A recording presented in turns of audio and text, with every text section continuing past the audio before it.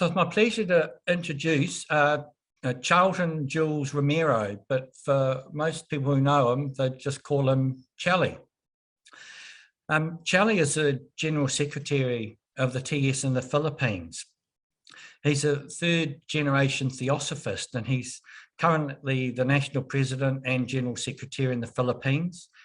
He's Chairman of the Board of Trustees of the well-known Golden Link College Foundation, which most of you would know is a foundation for theosophical schools all through the Philippines and branching further afield now. He's involved in the Theosophical Order of the Service, heading that in the Philippines, and also Green Earth Foundation. Chally is also the Vice President of the Indo-Pacific Federation. Chally is a lawyer and a law professor in various universities and colleges, and he also holds an MBA. But Chally is one of the most hardest workers I've seen in the TS. He's really is a busy fellow, and he is involved greatly in the recent ADR International Convention, and he's one of the driving forces behind the talks every Saturday, which I think have been going for 1 to 2 years now in the Philippines, and they've got a really great following with some amazing talks. So tonight, Chally is going to give us a presentation called A Viral Valentine, and I purposely didn't ask Chally what that was about because I'm very interested in wondering myself, so I thought I'll wait. So with that, a very big welcome, Chally, and over to you. So let us see what this Valentine's thing is all about and how does it relate to us as Theosophists. Of course, Valentine's Day occurs every February 14, and in places around the world, candy, flowers, and gifts are exchanged between loved ones, all in the name of Saint Valentine. Where did Valentine's Day originate from? The history of the holiday and the story of its patron saint is shrouded in mystery. The Catholic Church recognizes at least 3 different saints named Valentine or Valentinus, all of whom were martyred. One legend says that Valentine was a priest who served during the 3rd century in Rome, during the 3rd century when Emperor Claudius II decided that single men made better soldiers than those with wives and families. So he outlawed marriage for young men. As I was reading this anecdote, I recall that passage in our Mahatma letters telling us that married men cannot become adepts. So anyway, Valentine, realizing the injustice of the decree, defied Claudius and continued to perform marriages for young lovers in secret. When Valentine's actions were discovered, Claudius ordered that he be put to death. Still, others insist that it was Saint Valentine of Terni, a bishop who was a true namesake of the holiday. He too was beheaded by Claudius II outside Rome. Other stories suggest that Valentine may have been killed for attempting to help Christians escape harsh Roman prisons, where they were often beaten and tortured. According to one legend, an imprisoned Valentine actually sent the first Valentine greeting after he fell in love with a young girl, possibly his jailer's daughter, who visited him during his confinement. Before his death, it is alleged that he wrote her a letter signed "From your Valentine," an expression that is still in use today. Although the truth behind the Valentine legends is murky, the stories all emphasize his appeal as a sympathetic, heroic, and most importantly, a romantic figure. By the Middle Ages, Valentine would become one of the most popular saints in England and France. While some believe that Valentine's Day is celebrated in the middle of February to commemorate the anniversary of Valentine's death or burial, which probably occurred around 270 AD, others claim that the Christian Church may have decided to place Saint Valentine's feast day in the middle of February in an effort to Christianize the pagan celebration of Lupercalia. Lupercalia was a fertility festival dedicated to Faunus, the Roman god of agriculture. To begin the festival, members of Luperci, an order of Roman priests, would sacrifice a goat for fertility and a dog for purification. They would then strip the goat's hide into strips, dip them into the sacrificial blood, and take to the streets, gently slapping both women and crop fields with the goat hide. Far from being fearful, Roman women welcomed the touch of the hides because it was believed to make them more fertile in the coming year. Later in the day, according to legend, all the young women in the city would place their names in a big urn. The city's bachelors would each choose a name and become paired for the year with his chosen woman. These matches often ended in marriage. Lupercalia was later outlawed and deemed unchristian at the end of the 5th century when Pope Gelasius declared February 4 Saint Valentine's Day. It was not until much later, however, that the day became definitely associated with love. During the Middle Ages, it was commonly believed in France and England that February 14 was the beginning of birds' mating season, which added to the idea that the middle of Valentine's Day should be a day for romance. The English poet Geoffrey Chaucer was the first to record Saint Valentine's Day as a day of romantic celebration in his 1375 poem, Parliament of Fowls, and the writing, "For this was sent on Saint Valentine's Day, when every bird or fowl cometh there to choose his mate." Valentine greetings were popular as far back as the Middle Ages. The oldest known Valentine still in existence today was a poem written in 1415 by Charles, Duke of Orleans, to his wife while he was imprisoned in the Tower of London following his capture at the Battle of Agincourt. The greeting, as we see on this slide, is now part of the manuscript collection of the British Library in London, England. Now, what about Cupid, you ask? Well, Cupid is often portrayed on Valentine's Day cards as a naked cherub, launching arrows of love at unsuspecting lovers.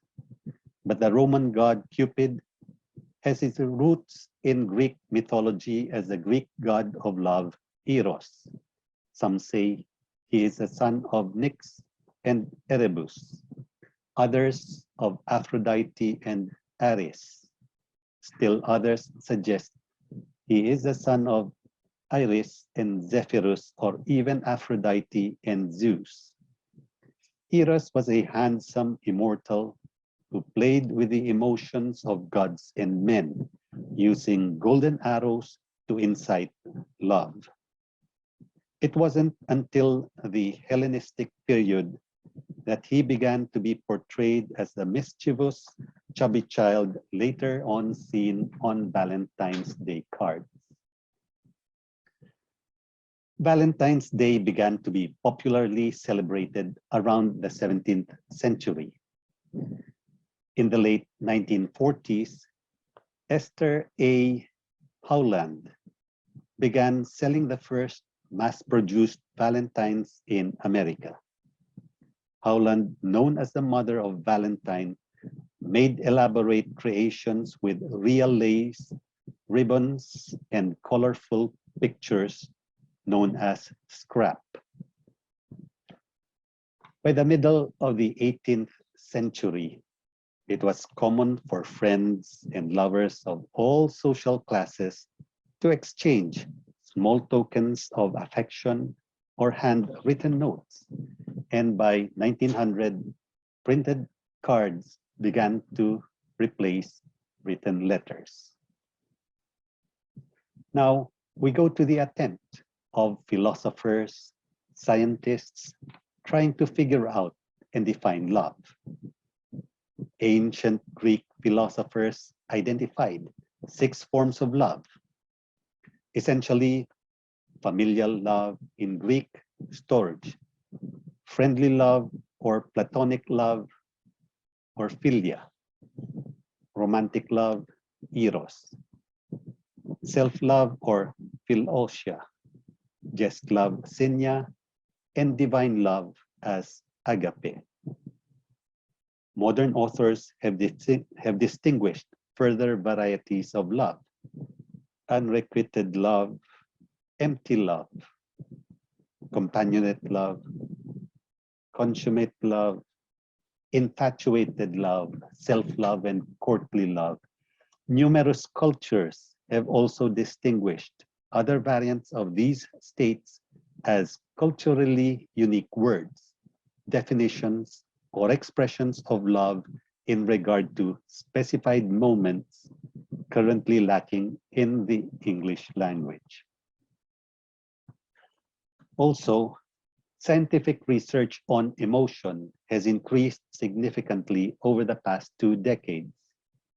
The color wheel theory of love, as we see on the slide, defines 3 primary, 3 secondary, and 9 tertiary love styles, describing them in terms of the traditional color wheel.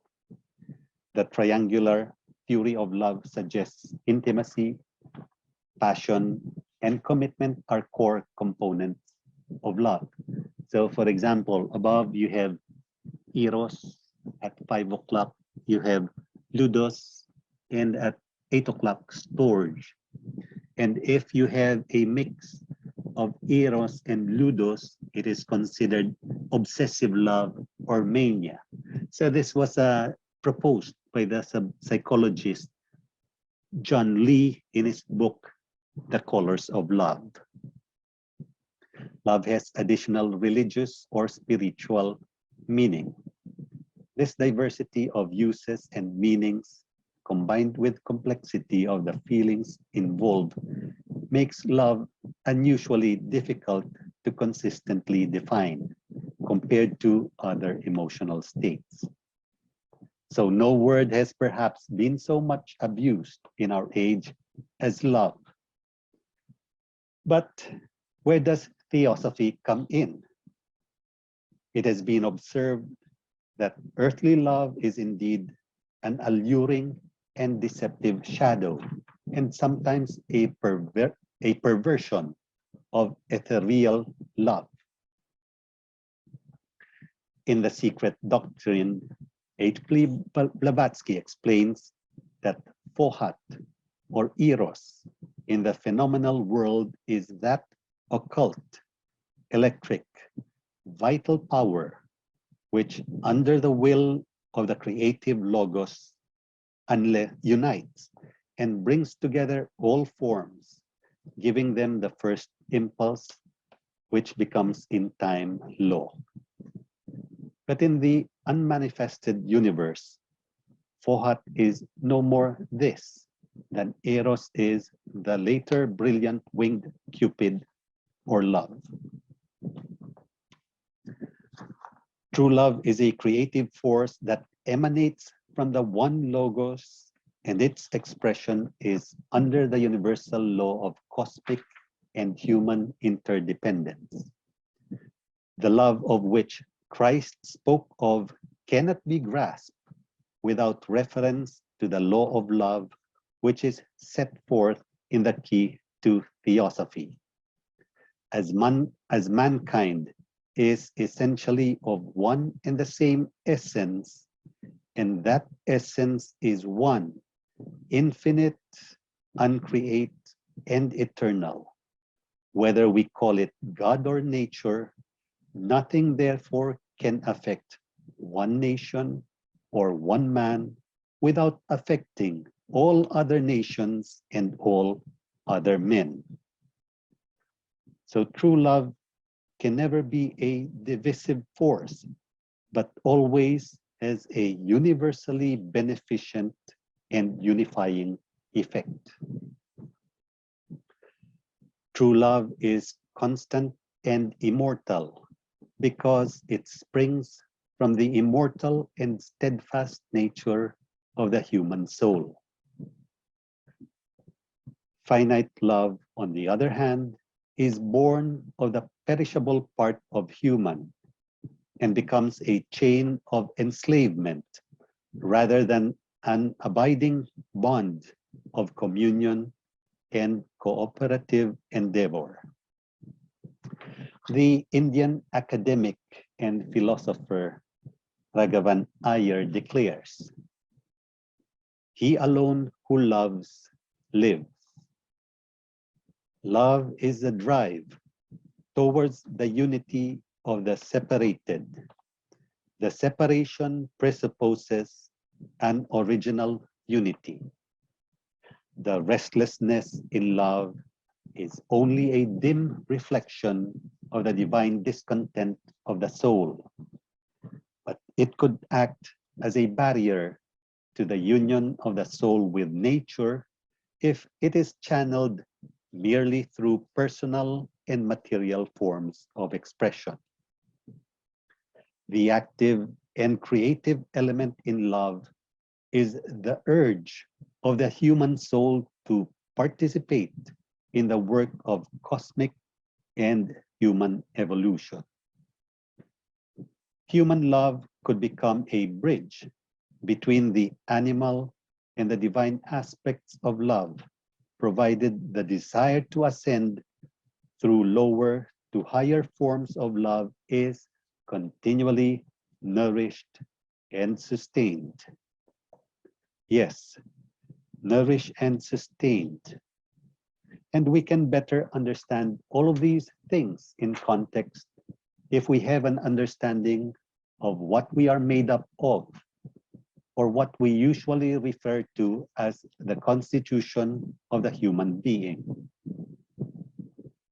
In this slide taken from the Key to Theosophy, and most of you are familiar with this image, it tells us about the upper triangle consisting of the Atma, Buddhi, and Manas, which the Antakarana, that bridge which connects the lower quaternary, the four lower planes of consciousness. These 7 principles or levels of consciousness, most of you are also familiar with, but for the new student of Theosophy,